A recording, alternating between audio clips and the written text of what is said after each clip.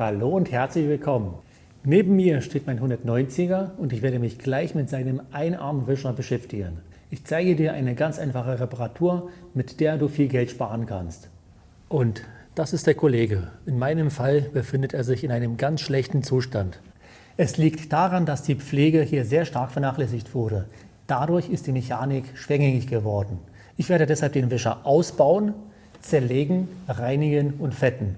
Bevor ich aber anfange, komme ich erstmal zu der fehlenden Abdeckung. Wie du siehst, habe ich sie bereits bei Mercedes gekauft und zwar nicht ohne Grund. Ich habe zuerst im Internet recherchiert und habe die Abdeckung zu diesen Preisen gefunden. Ja, und so viel kostet sie bei Mercedes. Das ist aber keine Seltenheit. Ich habe zu diesem Thema bereits ein Video gemacht. Dort habe ich gezeigt, wie man die Preise vergleichen kann. Den Link zu dem Video findest du oben in der Infokarte und unten in der Videobeschreibung. So, jetzt aber zur Sache. Im ersten Schritt entferne ich diese Dichtung. Weiter geht es mit den kurzen Dichtungen.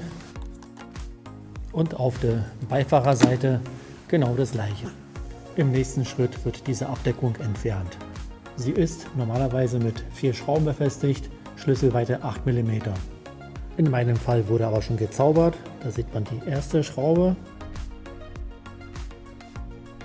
Das ist die zweite Schraube, leider auch nicht mehr original. Und hier in der Nachbarschaft sieht man die Fähigkeiten von dem Künstler. An der Beifahrerseite genau das gleiche, hier auch eine Schraube. Und da befindet sich die letzte, die vierte. Also, ich werde jetzt die Schrauben schnell entfernen und dann geht es gleich weiter.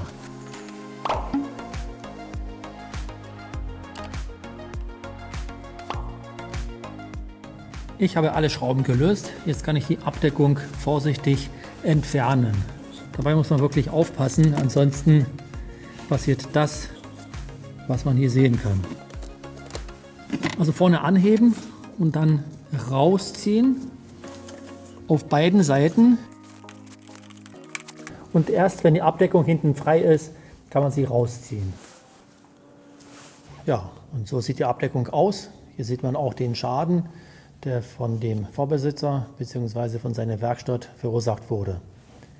Jetzt werde ich die Abdeckung leider ersetzen müssen. Bin gespannt, was sie kostet und ob sie lieferbar ist. Und jetzt, nachdem ich die Abdeckung abgenommen habe, habe ich freien Zugang zu den Schrauben. Das ist die erste, Schlüsselweite 10 mm. Weiter geht es mit der Nummer 2 und 3, beide auch Schlüsselweite 10 mm.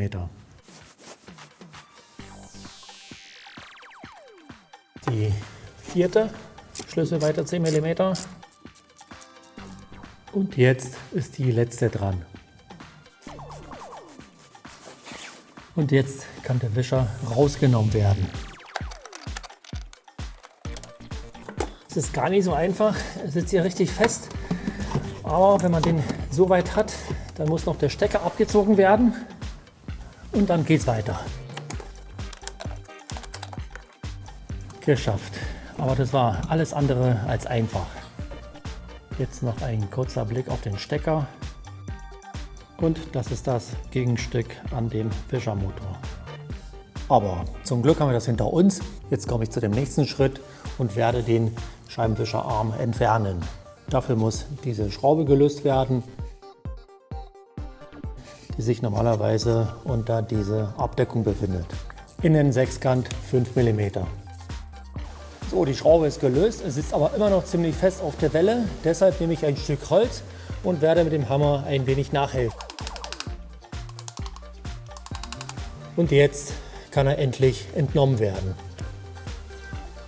Sollte der Motor defekt sein, kann man ihn entfernen, indem man die 3 Schrauben löst, Schlüsselweite 10 mm. In meinem Fall ist er in Ordnung, deshalb bleibt er dran. Und jetzt ist die Rückseite dran. Hier wird dieser Mutter gelöst, Schlüsselweite 17 mm. Jetzt noch schnell die Unterlegscheibe entfernen. Nach dem Entfernen der Mutter und der Unterlegscheibe muss man sich die Position bzw. die Lage des Gestänges zur Welle merken. Am besten abfotografieren bzw. mit einem Lackstift markieren. Und dann kann das Gestänge entfernt werden.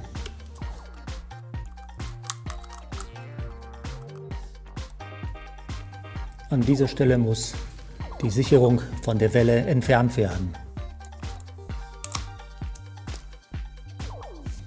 Jetzt noch die Unterlegscheibe entfernen und dann können die beiden Teile getrennt werden. Zur Hilfe nehme ich mir ein Stück Holz.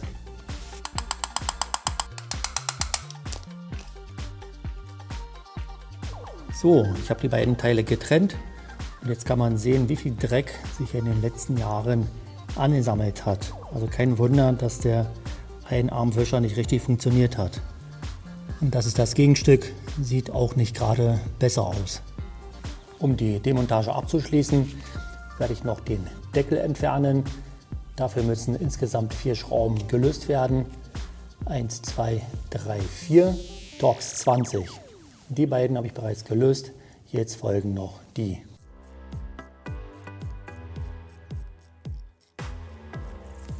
Und jetzt kann der Deckel endlich entnommen werden.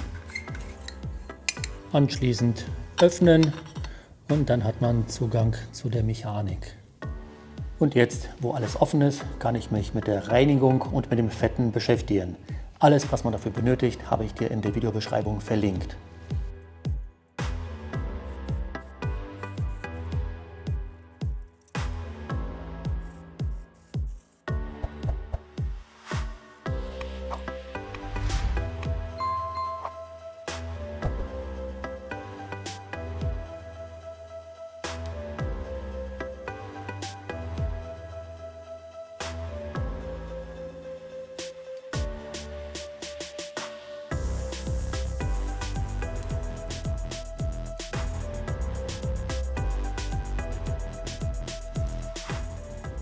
Beide Teile sind jetzt schön sauber, deshalb werde ich sie jetzt vorbeugend mit einem Kriechöl behandeln.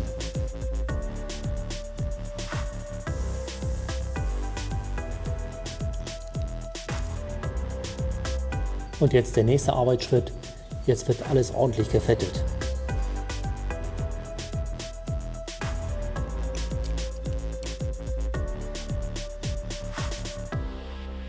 Ja, und so muss es sein, es flutscht wie neu. Deshalb kann jetzt der Zusammenbau erfolgen. So, ich habe alle Schrauben angezogen. Das Teil funktioniert immer noch perfekt. Jetzt ist das Gestänge dran. Hier kommt auch das Fett zum Einsatz. Damit werde ich die Verzahnung einfetten. Und genau das gleiche mache ich mit dem Zahnrad. Und als nächstes ist die Welle dran. Nach dem Fetten erfolgt der Zusammenbau. Die beiden Teile sind verbunden. Jetzt noch ein kurzer Funktionstest und dann können die weiteren Arbeitsschritte folgen. Jetzt werden die beiden Teile miteinander verschraubt. Dabei wird die Markierung beachtet, die man vor der Demontage gemacht hat, beziehungsweise nach dem Foto.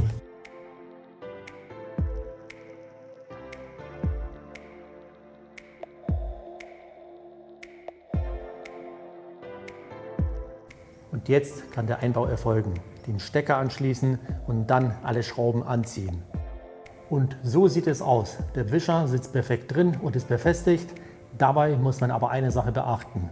Er muss so ausgerichtet werden, dass der Abstand zwischen dem Gehäuse und der Scheibe mindestens 3 mm beträgt. Ja, und wenn das erfüllt ist, dann kann endlich die Abdeckung montiert werden. Meine war leider beschädigt, deshalb musste ich eine neue kaufen. Da sie nicht lieferbar ist, habe ich eine gebrauchte gekauft. Diese hat 35 € gekostet und ist in Top-Zustand. Und das ist die ganze Wissenschaft. Jetzt bist du aber dran. Schreib in die Kommentare, ob dir das Video gefallen hat. Ich werde mich auch freuen, wenn ich von dir den Daumen hoch bekomme.